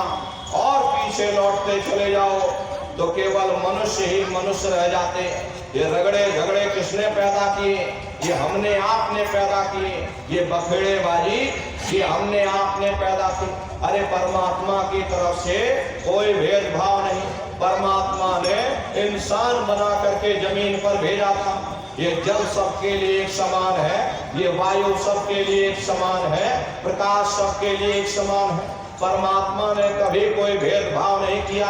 ये भेदभाव ये बखेड़ेबाजी ये हमने आपने यहाँ आकर पैदा कर ली। अरे नन्नारियों, महात्मा कहते हैं कि वह जाति पाति पूछा नहीं कोई, और हरि का भजय सो हरि का हो। लोग यहाँ जात पात बनाते बनाते मर गए, लेकिन ऐ नन्नारियों, जब तुम्हारी ये जीवात्मा इस मनुष्य रूपी चोले को छोड़ करके धर्मराज के दरबार में पहुंचेगी, वहां न तुमसे ये पूछा जाएगा कि तुम किस जाति के हो, तुम किस कौम के हो, तुम किस मजहब के हो, तुम हिंदू हो या मुसलमान हो, हिंदुस्तान से आए हो या पाकिस्तान से आए हो। अरे वहां तुम्हारे कर्म देखे जाएंगे, भक्ति भाव देखा जाएगा, मालिक से मिलने का प्रेम और प्यार देखा जाएगा। अरे कोई भी महात्मा ये जात पात के रगड़ों झगड़ों में नहीं पड़ता। अगर महात्मा कोई जात की बात करता है, कोई कौम या मजहब की बात करता है, या कोई भी महात्मा हिंदू या मुसलमान की बात करता, वो महात्मा हो ही नहीं सकता। महात्माओं के लिए एक ही जाति है, वो है मानव जाति। और इसी मानव जामे में बैठ करके तुम्हें उस मालिक की भक्ति करनी है। दुनिया में कोई महात्मा यहाँ न कोई कौम बनाने आते, न कोई यहाँ मजहब चलाने आते, और ना ही आप हमारे हाथों में ये डंडे और तलवारें देने के लिए आते। अरे आप तो सच्चा मार्ग सनातन मार्ग समझाने के लिए इस धरा भूमि पर शरीर रूप में अवतरित होते हैं। प्रेमी भाई बहनों, इसीलिए महात्मा समझाते हैं भाई उस मालिक को प्राप्त करने के लिए तुम्हें जात पात बदलने की जरूरत नहीं, तुम्हें समाज छोड़ने की जरूरत नहीं, तुम्हें जंगलों पहाड़ों में भटकने की जरूरत नहीं, तुम्हें साधु सन्यासी बाबा बनने की जरूरत नहीं। अरे भाई तुम अपने अपने घर परिवार में रहो, अपने अपने बाल बच्चों के साथ रहो, अपने अपने गृहस्थ आश्रम में रहो, मेहनत और ईमानदारी से काम करो और 24 घंटे में घंटा 2 घंटा अपनी जीवात्मा के कल्याण के लिए सुरत शब्द नाम की कमाई यानी सुमरन, ध्यान और भजन आप लोग नित्य नियम से करिएगा। अरे नर नारियों, यही दौलत अंत समय में तुम्हारे काम आएंगे, बाकी सब रगड़े झगड़े ये सब तुम्हारे यहीं पड़े रह जाएंगे। इसलिए वो दौलत कमा लो जो अंत समय में तुम्हारे काम आवे। सुमरन, ध्यान और भजन नित्य नियम से आप लोग करिएगा और सभी लोग शाकाहारी रहिएगा, क्योंकि हमारे गुरु महाराज ने शाकाहार पर विशेष जोर दिया। गुरु महाराज बराबर कहते थे, ये बच्चा तुम शाकाहारी रहना, शाकाहार का प्रचार करते रहना, इसी से देश और दुनिया में भारी परिवर्तन होगा। अरे नन्नारियों, परिवर्तन कोई कानून बनाने से नहीं होता, परिवर्तन कोई आंदोलन करने से नहीं होता, परिवर्तन कोई तोड़ फोड़ करने से नहीं होता। परिवर्तन तब होता है जब लोगों के विचार बदलते हैं, लोगों की भावनाएं बदलती हैं, और विचार जब बदलेंगे जब लोगों का खान पान शुद्ध होगा। और देशी कहावत है कि जैसा खाए अन्न और वैसा होए मन। जब इंसान पशुव्रती भोजन करेगा उसकी बुद्धि स्वतः ही पशुओं जैसी हो जाएगी, सोच विचार उसका चिंतन स्वतः ही पशुओं जैसा हो जाएगा। फिर जिस शराब के नशे में माँ बहन बेटी की पहचान खत्म हो जाए, उस शराब को पी करके यह कैसे पता चलेगा कि क्या अच्छा और क्या बुरा है। यही कारण है कि आज भर समाज में, देश और दुनिया में ये दुनिया भर के रगड़े झगड़े, दुनिया भर का अत्याचार, दुनिया भर का व्यभिचार, दुनिया भर का पापाचार और दुनिया भर का भ्रष्टाचार फैला हुआ। अरे नन्नारियों, देखो हम लोग मंदिर बनवाते हैं, हम लोग मस्जिद बनवाते हैं, उन मंदिरों में नहा धो करके जाते हैं, फूल अगरबत्ती ले जाते हैं, कहते भाई परमात्मा के रहने की जगह है, हमको नहा धो करके चलना चाहिए, फूल अगरबत्ती साथ में ले जाना चाहिए। कोई उन मंदिरों में कूड़ा कचरा नहीं डालता। अगर कूड़ा कचरा डालोगे तो आपस में लाठियां चल जाएंगी। फिर ये जो हरि मंदिर है, ये पंच भौतिक शरीर, जिसे महात्माओं ने हरि मंदिर कहा, इसमें तुम हाड़ मांस के लोथड़े डालते हो, शराब के कतरे डालते हो, अपने बनाए हुए ईंट गारे के मंदिर की तुम कद्र करोगे और परमात्मा के बनाए हुए इस हरि मंदिर की कद्र नहीं करोगे तो सख्त सजा मिलेगी। अरे महात्माओं ने लिखा है कि तिल भर मच्छी खाई के कोटि गऊ दे दान और काशी करवट जा मरे और निश्चय नरक निदान। यदि तिल भर भी मच्छी खा करके फिर चाहे कोटान कोट गऊओं का दान करो और काशी में जाकर के मत्था रगड़ते रगड़ते अपनी जीवन लीला को वहीं पर बता दो, फिर भी तुमको तुम्हारे गुनाहों की सजा मिलेगी, कोई बच नहीं सकता। क्योंकि कर्म भूमि है, यहाँ तुम जैसे कर्म करोगे वैसा ही फल तुमको मिलेगा। देखिए इस कर्म भूमि पर कृष्ण भगवान तक नहीं बच पाए, उस समय बाली को छिप करके बड़ मारा था, वही बाली कृष्ण अवतार में बहेलिया बन करके आ गया और कृष्ण भगवान के पैरों में पदम चमकता था। हिरण की आंख समझ करके और बहेलिये ने निशाना मार दिया और जब पास में आकर के देखा कृष्ण भगवान थे, अफसोस करने लगे। लेकिन कृष्ण भगवान ने उसको समझाया कि इसमें तुम्हारा कोई दोष नहीं, उस समय हमने तुमको मारा था, आज तुमने हमको मार दिया, हमारा तुम्हारा बदला पूरा हो गया। कर्म प्रधान विश्व रच राखा, जो जस करे सो तस फल चाखा। ये कर्मों का ऐसा देश है। अरे नन्नारियों, यहाँ तुम जैसे बीज बोगे वैसी ही फसल काटोगे।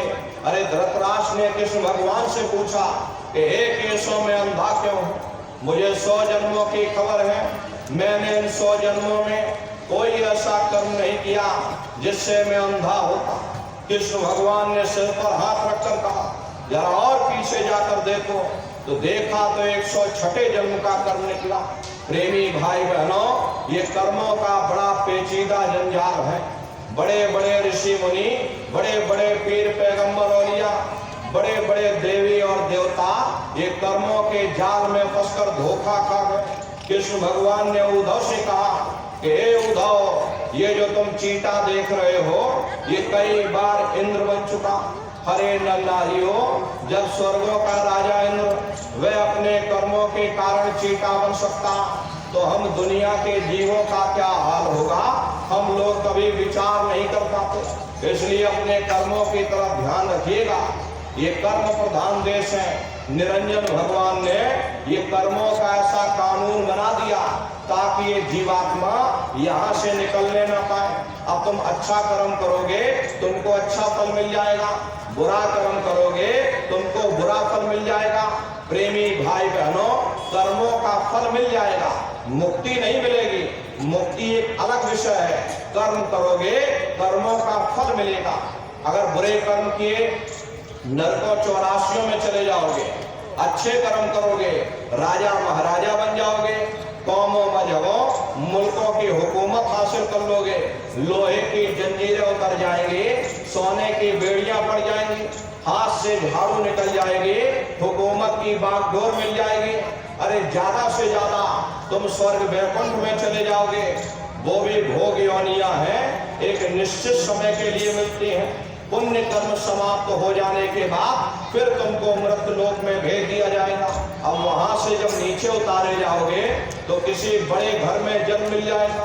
अब बड़े घर में जन्म लेने के बाद कौन भला अच्छा कर्म करे, फिर बुरे खोटे कर्म किए तो फिर नरकों 84 में चले गए। ऐसे ये आवागमन चलता रहता, लेकिन मुक्ति नहीं मिलती। बिना कर्म कोई काया नाही, और जग बस रहा कर्म के माही।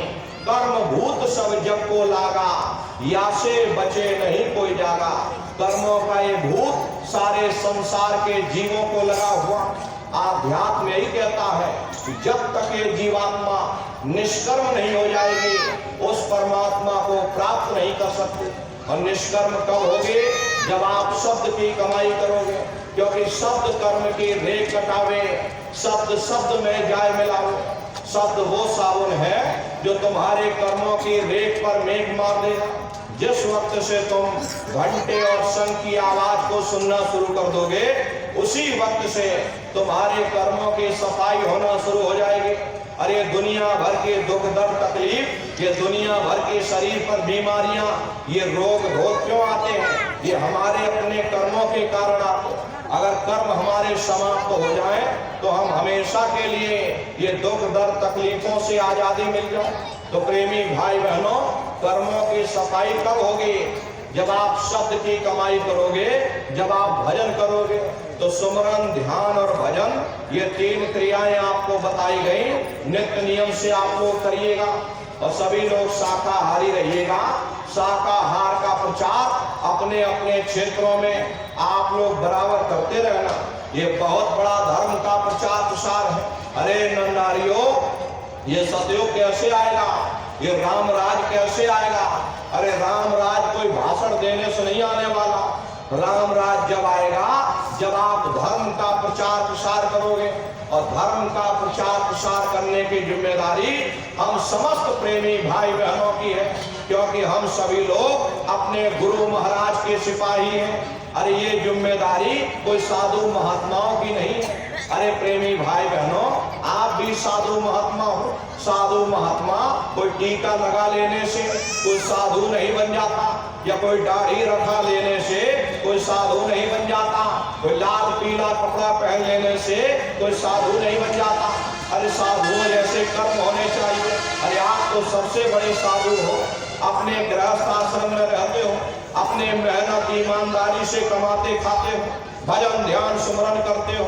जो समय मिलता उसमें तुम धर्म का प्रचार प्रसार करते हो, तो आप तो सबसे बड़े साधु। ये बाहर के साधु ये तो आप पर निर्भर है। हरे प्रेमी भाई बहनों, आप सबसे बड़े साधु हो जो अपने मेहनत ईमानदारी का कमाते खाते हो, और जो समय मिलता उसमें तुम धर्म का प्रचार प्रसार। तो प्रेमी भाई बहनों, आप सभी का कर्तव्य है कि अपने गुरु के संदेशों को गांव गांव घर घर तक पहुंचाया जाए। अरे आप सभी लोग अपने गुरु महाराज के जलाए हुए चिराग हो। अगर एक एक दीपक एक एक गांव में पहुंच जाएगा, ये पूरा गांव प्रकाशवान हो जाएगा, ये पूरा समाज प्रकाशवान हो जाएगा। हिंदुस्तान में इतने प्रेमी भाई बहन हैं, अगर एक एक गांव पकड़ लें तो प्रेमी भाई बहनों गांव कम पड़ जाएंगे, लेकिन सत्संगियों की संख्या कम नहीं पड़ने वाली। इसलिए प्रेमी भाई बहनों, आप सभी लोग धर्म के प्रचार प्रसार में अपना अपना योगदान दीजिएगा। अरे नन्नारियों, ऊपर जब जाओगे आपसे पूछा जाएगा क्या तुमने सारी जिंदगी अपने लिए ही किया या कुछ परोपकार का काम भी किया? उस समय तुम कहने योग्य हो जाओगे, नहीं हमने धर्म का प्रचार प्रसार किया, हमने इतने लोगों को शाकाहारी बनाया, इतने लोगों को हम मथुरा दरबार लेकर के गए। वही तुम्हारे लेखे जोखे में लिखा जोखा जाएगा। अरे अपने लिए तो हर कोई जी लेता, जानवर भी अपना पेट भर लेते, बाल बच्चे जानवर भी पैदा कर लेते, लेकिन कोई ऐसी अनोखी चीज जो केवल तुम मनुष्य शरीर के द्वारा कर सकते हैं, वो केवल परमात्मा की भक्ति है और धर्म का प्रचार प्रसार है। तो धर्म का प्रचार प्रसार करने की जिम्मेदारी हम समस्त प्रेमी भाई बहनों की है, क्योंकि गुरु महाराज हमको आपको बता कर गए कि इस रास्ते पर चलोगे आगे तुमको गड्ढा मिलेगा। हम लोग जानते हैं कि आगे गड्ढा है, यदि फिर भी हमने किसी मुसाफिर को नहीं बताया कि भाई आगे गड्ढा है, रुक जाओ, ठहर जाओ, और यदि वो मुसाफिर जा करके गड्ढे में गिर जाएगा तो दोष हमको आपको भी लगेगा, क्योंकि हम लोग जानते हुए भी उसको बताए नहीं, उसको चिताए नहीं। प्रेमी भाई बहनों, तो पाप हमको आपको भी लगेगा, क्योंकि जानते हुए भी न बताना ये सबसे बड़ा पाप है। इसलिए प्रेमी भाई बहनों, आपकी जिम्मेदारी बनती है कि अपने गुरु के संदेशों को गांव गांव घर घर तक पहुंचाया जाए। इसके लिए आप सभी लोग एक एक गांव को गोद ले लो, एक एक गांव की जिम्मेदारी उठाओ कि हम इस गांव की जिम्मेदारी उठाते हैं, हम इस गांव के लोगों को शाकाहारी बनाएंगे, इस गांव के लोगों को भजनानंदी बनाएंगे, इस गांव के लोगों के अच्छे समाज के निर्माण के लिए हम अपना योगदान देंगे, हम धर्म का प्रचार प्रसार करेंगे। प्रेमी भाई बहनों, आप लोग अपनी जिम्मेदारियों को निभाइएगा। अरे यही गुरु महाराज कह करके गए थे कि बच्चा गांव गांव में तुम भजन केंद्र की स्थापना करो, गांव गांव में सत्संग होने लग जाए, गांव गांव में भजन होने लग जाए। जब गांव गांव के लोग भजनानंदी हो जाएंगे, जब गांव गांव में सत्संग होने लग जाएगा, जब गांव बदल जाएगा, ये पूरा समाज बदल जाएगा। इसलिए प्रेमी भाई बहनों, धर्म के प्रचार प्रसार के लिए आप सभी प्रेमी भाई बहनों को अपने कदम आगे बढ़ाने होंगे। और प्रेमी भाई बहनों, धर्म के प्रचार प्रसार में अपना अपना योगदान आप सभी लोग दीजिएगा। अरे दुनिया भर की बीमारी, ये दुख दर्द तकलीफ क्यों आ रही? ये हमारे आपके खान पान के कारण आ रही। गुरु महाराज ने सन 70 और 72 के दशक में भविष्यवाणी की थी, ऐसी ऐसी बीमारी आएगी कि डॉक्टर नहीं उठाने को तैयार होगा। वही समय देखो आ रहा। गुरु महाराज ने सन 72 के दशक में कहा था, ए बच्चे बच्चियों, आगे चल के इतनी महंगाई बढ़ जाएगी, तुम्हारी कमर टूट जाएगी। अरे वो समय तो आगे आने वाला, ये बीमारी कुछ नहीं, ये तकलीफ कुछ नहीं, लाशें पड़ी घर घर में सड़ेंगी, बचाने वाला मिलेगा न कोई, जमाना बदलेगा। वो कहे जय गुरुदेव पुकार, जमाना बदलेगा। अरे नन्नारियों, बड़ा भीषण समय आने वाला। इसलिए अगर भीषण समय से तुम बचना चाहते हो तो धर्म के प्रचार प्रसार में लग जाओ, अपने अपने रास्ते पर वापस लौट आओ, अपने अपने धर्म पर वापस लौट आओ। घर गृहस्थी में रह करके मेहनत और ईमानदारी से कमाओ खाओ, और जो भजन मिले, जो समय आपको मिल जाए, उसमें प्रेमी भाई बहनों घंटा 2 घंटा वो धन कमा लो जो अंत समय में तुम्हारे काम आए। अरे दुनिया का धन यही छूट जाएगा, लेकिन प्रेमी भाई बहनों वो आत्मधन है जो तुम्हारे काम आएगा। इसलिए वो धन कमा लेना जो अंत समय में तुम्हारे काम आवे। भजन ध्यान स्मरण आप लोग बराबर करते रहिएगा। देखिए हमारे गुरु महाराज के गुरु महाराज यानी पूज्य दादा गुरु महाराज का ये पावन भंडारे का कार्यक्रम। अरे हमारे गुरु महाराज ने अपने गुरु की याद में मथुरा आश्रम पर इतना विशाल मंदिर बनवाया। गुरु महाराज बराबर कहते थे, बच्चे बच्चियों, मंदिर का जीता जागता देवता बैठकर वहां बरकत बांट रहा। अरे तुम लोग आओ, वहां कोई प्रेमी भाई बहनों, कोई रुपया पैसा नहीं चढ़ाया जाता, कोई चंदा चुटकी नहीं चढ़ाई जाती। अरे आप लोग आइए, मंदिर के देवता के सामने अपनी एक बुराई को चढ़ा दो। वहां बुराई चढ़ाई जाएगी कि हम आज से मांस मछली नहीं खाएंगे, हम आज से अंडा शराब का सेवन नहीं करेंगे, हम आज से झूठ नहीं बोलेंगे, हम आज से किसी को धोखा नहीं देंगे। अरे आप अपनी एक बुराई चढ़ा दो, आपकी एक मनोकामना पूरी होगी। ऐसा वरदानी मंदिर गुरु महाराज ने अपने गुरु की याद में मथुरा आश्रम पर बनवाया। उन्हीं की याद में ये पावन पुनीत भंडारे का कार्यक्रम 11 दिसंबर से और 15 दिसंबर तक मथुरा आश्रम पर मनाया जाएगा। तारीख आप लोग याद रखिएगा, 11 से 15 दिसंबर। तो आप सभी प्रेमी भाई बहन इस भंडारे के अवसर पर सब परिवार सादर आमंत्रित है। आप लोग अवश्य ही पधारिएगा और अपने अपने बच्चों को भी साथ में लेकर के आया करो। ये सबसे बड़ी गलती आप लोग यही करते हो कि अकेले अकेले चल पड़ते हो। अरे बच्चे छोटे छोटे हैं, अरे इनको ले जाकर क्या करेंगे, अरे इनकी तो उम्र पढ़ाई लिखाई की है, इनको पढ़ने लिखने दो, हम बूढ़े बाड़े हो गए, अरे हम भजन करेंगे, हम सत्संग सुनेंगे, इन बच्चों को पढ़ने लिखने दो, इनको घर पर ही रहने दो। ये सबसे बड़ी गलती आप लोगों की। अरे नन्नारियों, पढ़ाई लिखाई जरूरी है, हम ये बात मानते हैं कि आज के समय में शिक्षा बहुत जरूरी।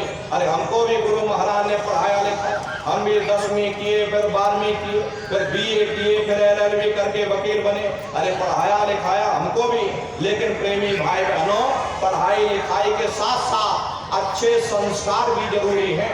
और संस्कार कोई MA BA की डिग्री करने से नहीं पढ़ते, संस्कार कोई डिप्लोमा करने से नहीं पढ़ते। अगर MA BA की डिग्री करने से बच्चों के अंदर संस्कार पड़ जाते तो हिंदुस्तान में इतने वृद्धाश्रम ना खोले गए होते, इतना भ्रष्टाचार ना हो रहा होता। अरे संस्कार पढ़ेंगे महात्माओं के वचनों से, संस्कार पढ़ेंगे सत्संग के माध्यम से। ये बच्चे देश के भविष्य हैं। एक अच्छे समाज के निर्माण के लिए बच्चों के अंदर अच्छे संस्कार डालना ये समय की बहुत बड़ी मांग है। इसलिए प्रेमी भाई बहनों, अपने अपने बच्चों को भी बराबर सत्संग में लाते ले जाते रहना, बराबर दरबार में लाते ले जाते रहना। और जब घर में तुम्हारे बच्चे हो, अरे घर में सुबह शाम पूजा पाठ प्रार्थना किया करो। उन बच्चों को जिम्मेदारी सौंप दो कि चलो बच्चों, तुम एक प्रार्थना गाओ, पीछे से हम प्रार्थना दोहराएंगे। तो गुरु महाराज की कोई पुस्तक दे दो कि चलो बच्चों एक पन्ना गुरु महाराज की वचनवाणी सुनाओ, हम सुनेंगे।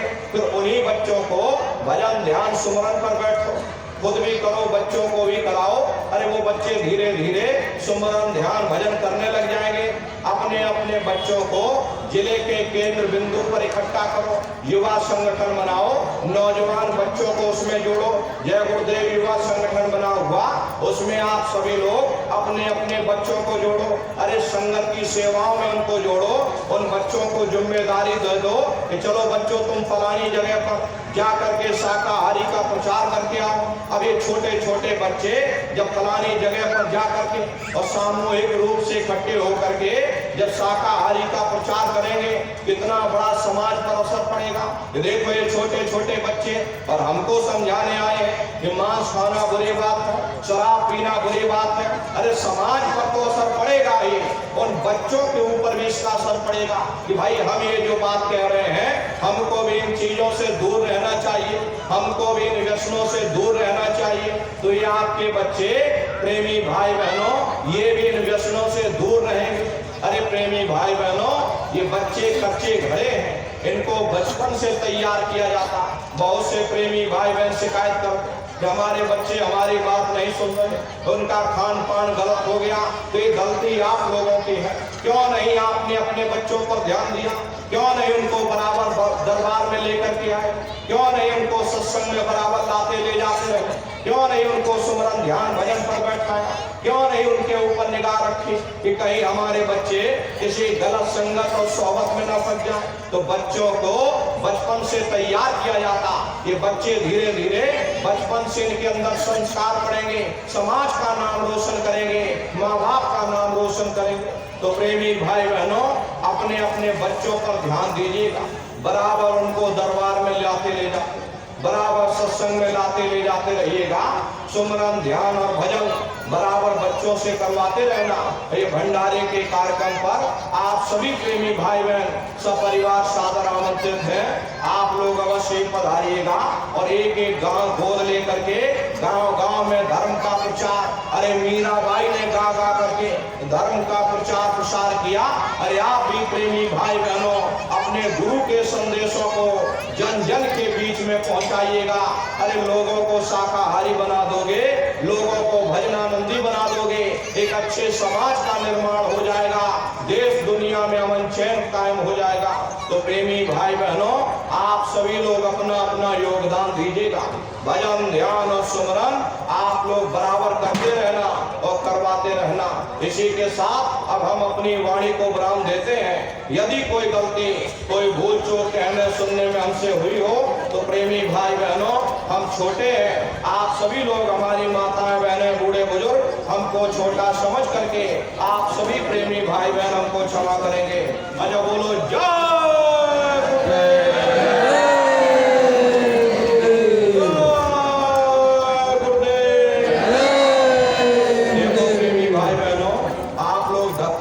मत करिएगा।